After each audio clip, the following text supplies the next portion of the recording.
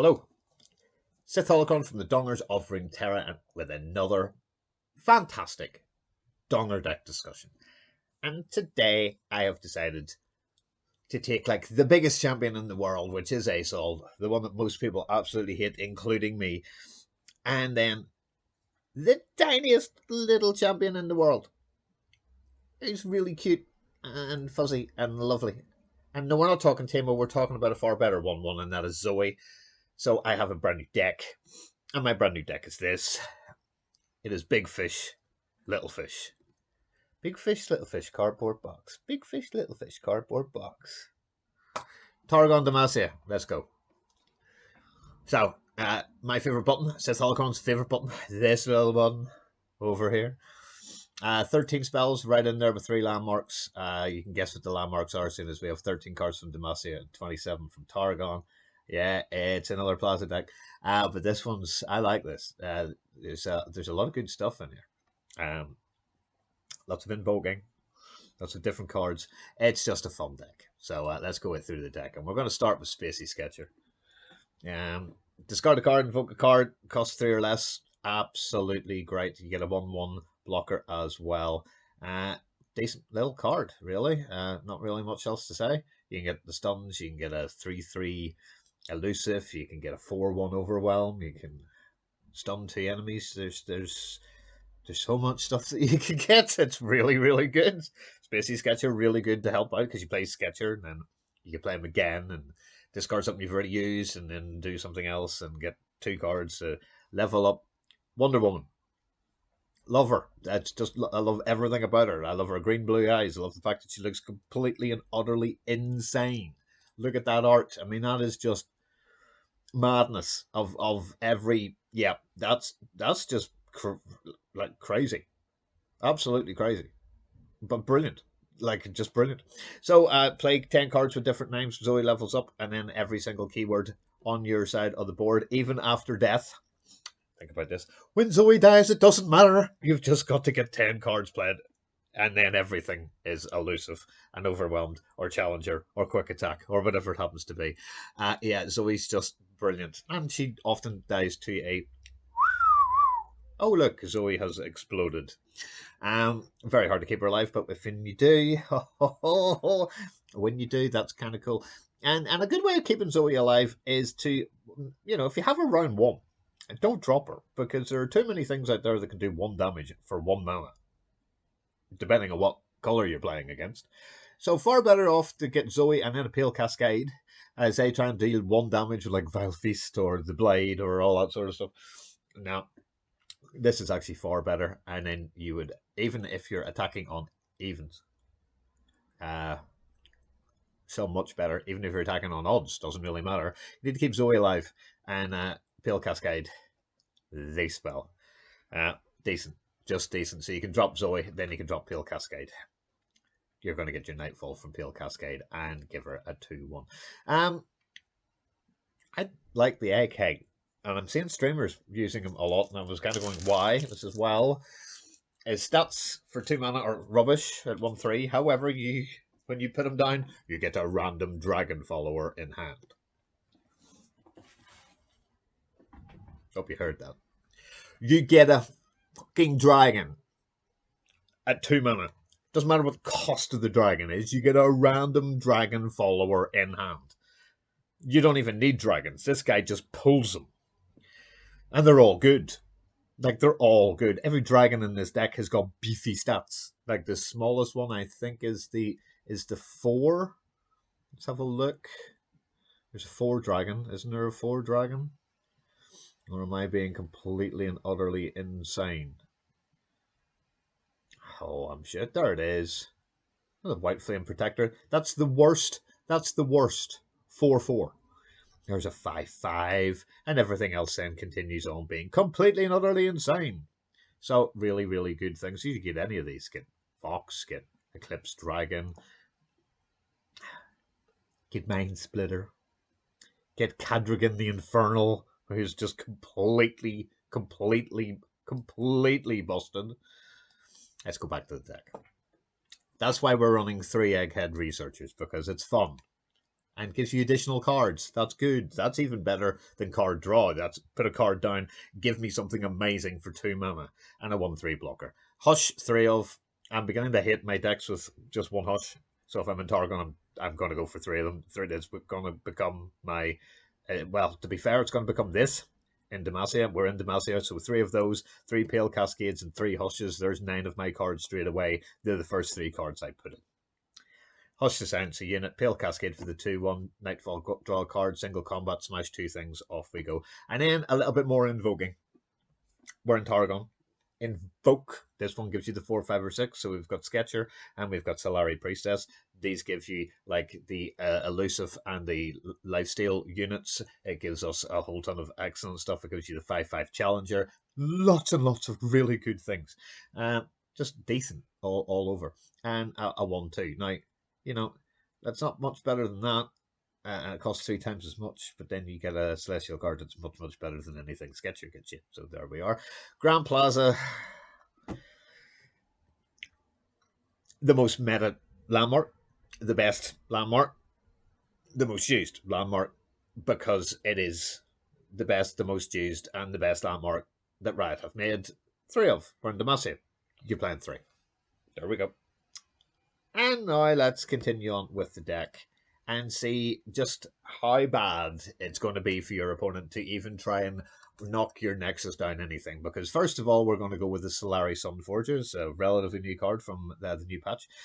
Daybreak, play it first. You give me lifesteals, 5/4. Does that remind you of like this card? Remember, this costs 4, is a 5/4 for 1 round lifesteal. If you're attacking on evens, think about this. If you're attacking on evens, and the round before you drop Plaza, this now becomes a 6/5.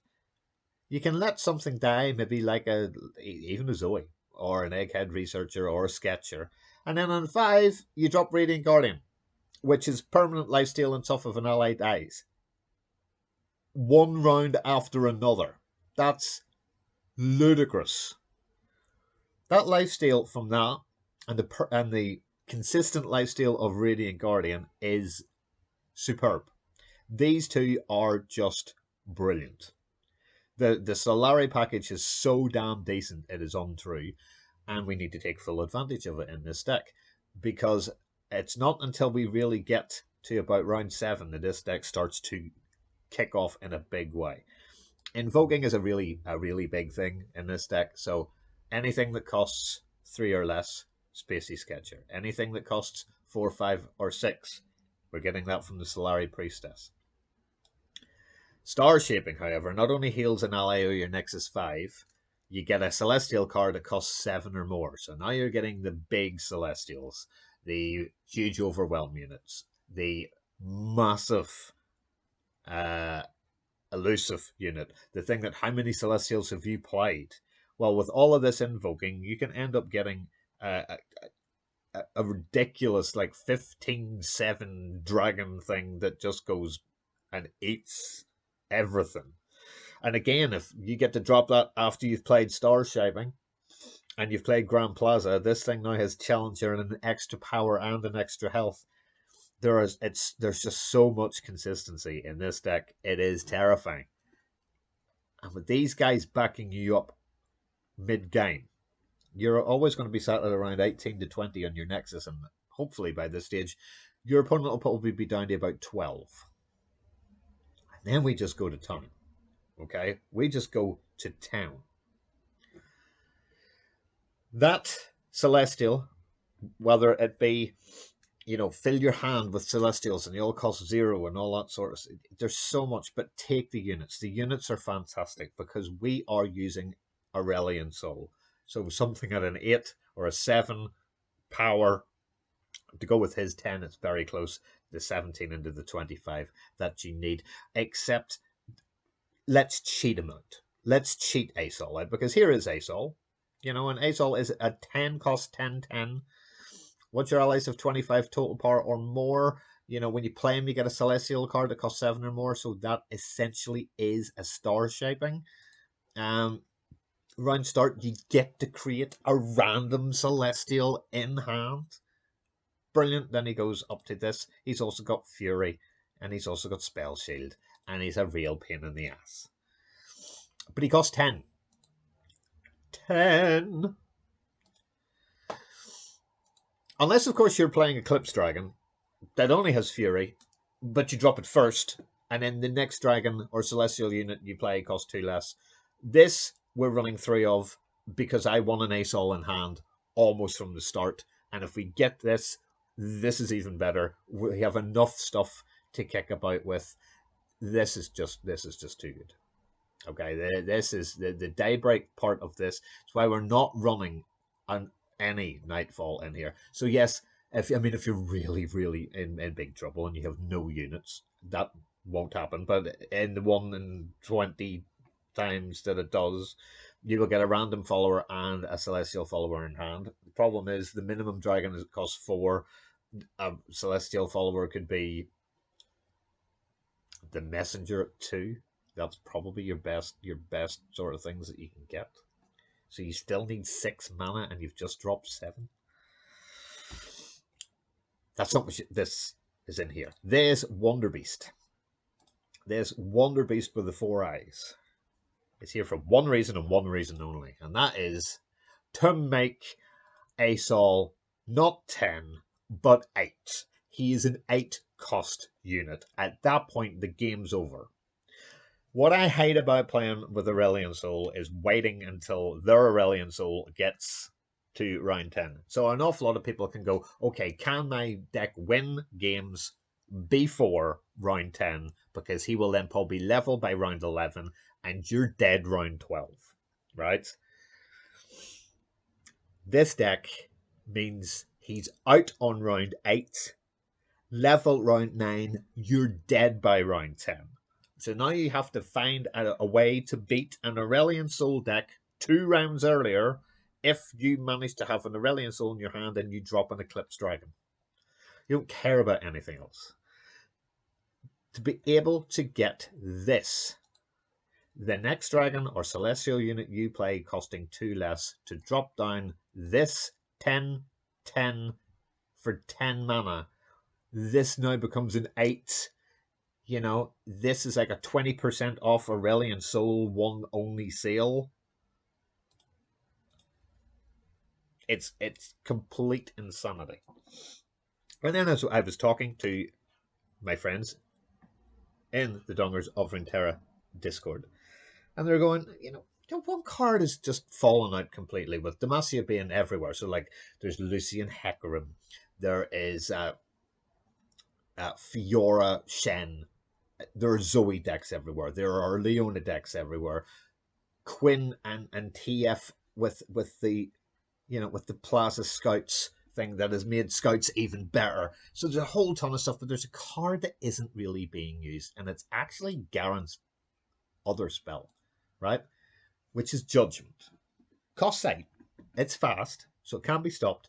But you put out 1 unit, there's a huge amount coming in, full 6 attack, huge.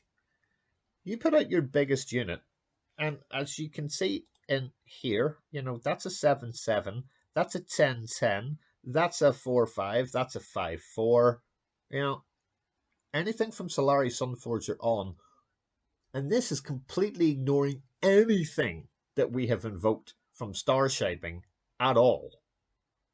Or anything we've got from Aurelion Sol at all. Or anything that we've got from even Nightfalling this at all. Or Solari Priestess. If we get the 6s, these are all 4/3s. We're using 1 Judgment where 1 thing goes out and hits everything for its power.